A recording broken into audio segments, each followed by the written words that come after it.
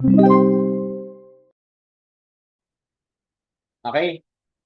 A simply supported beam is 64 feet long and has a load at the center. The deflection of the beam at its center is 1 inch. The shape of the deflected beam is parabolic. How far from the center of the beam is the deflection equal to 1/2? So, ito kunwari yung beam. No? Yung deflection niya daw, i-exaggerate ko na lang ha. Ang deflection niya daw, parabolic. Ganyan. Tapos yung deflection daw dito sa gitna, 1 inch.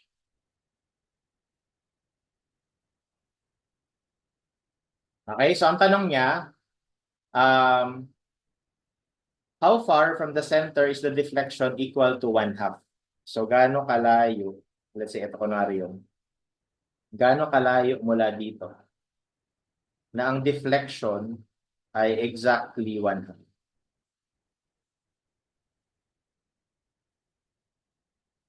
Okay? So, ang key dito is just to, define the equation of the parabola. Ganun na lang.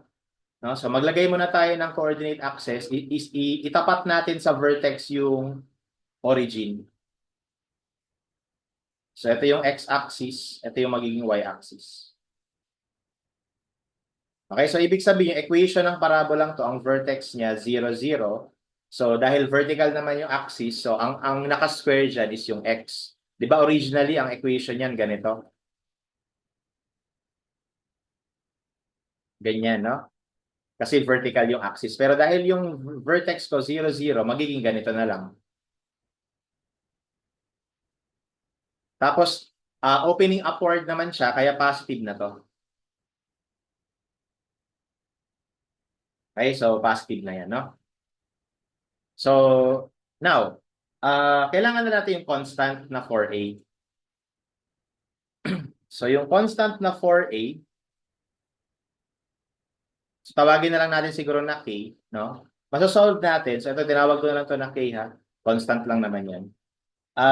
Masasolve natin by defining some particular point which that is in the parabola. And yung point na yan, itong dulo na lang. Okay, di ba sinabi sa problem na yung length ng parabola ay 64 feet, no? So, nasaan yung, anong coordinates ng point na yan? So, kung 64 feet, kalahati, o di 32 feet. So, ano yung y? So, ang y niya is 1 inch, no? Or 1/60. Or 1/12. Kung gusto natin i-convert sa feet. No, kasi naka-inches to, tapos dapat parehas sila ng units. Okay? So now, let's substitute dot point dun sa ano natin, equation, but to solve for the constant. So we will have 32 squared equals k times 1/12. Okay? And therefore, k can now be calculated.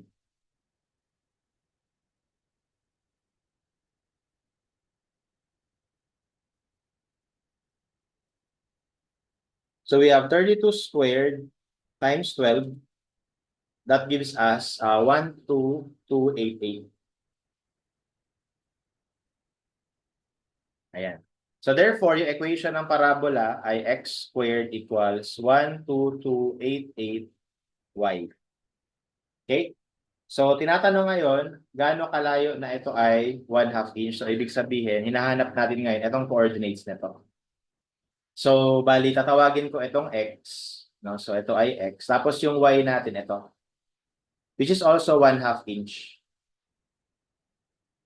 Okay?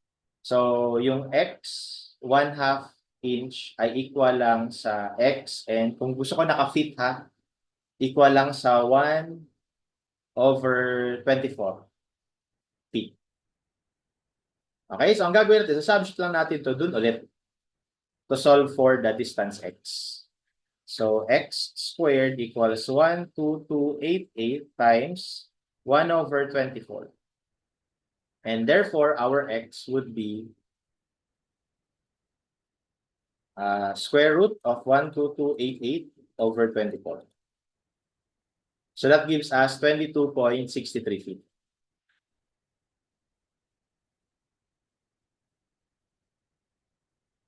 Okay? pwedeng ganyan. Pwede rin actually kanina pa lang, ano na lang, pwede rin alternatively square property of parabola.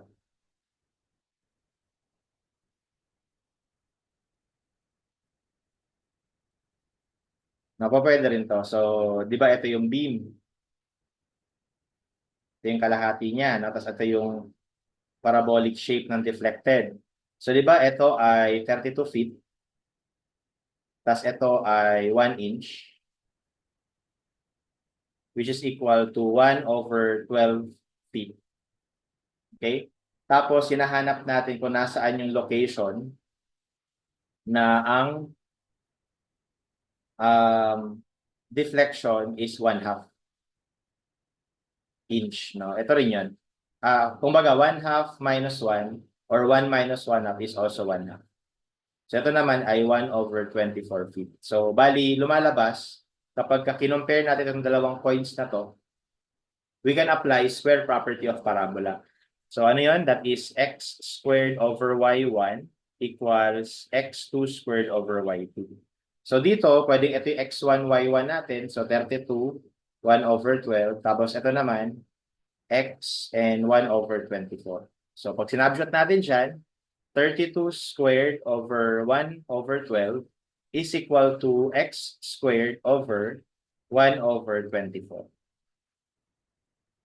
And we should get the same answer.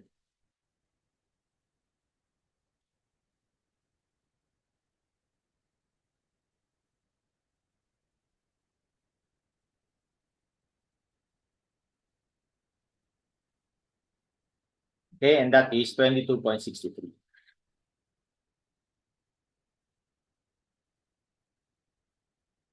Okay? So that's how you solve this problem.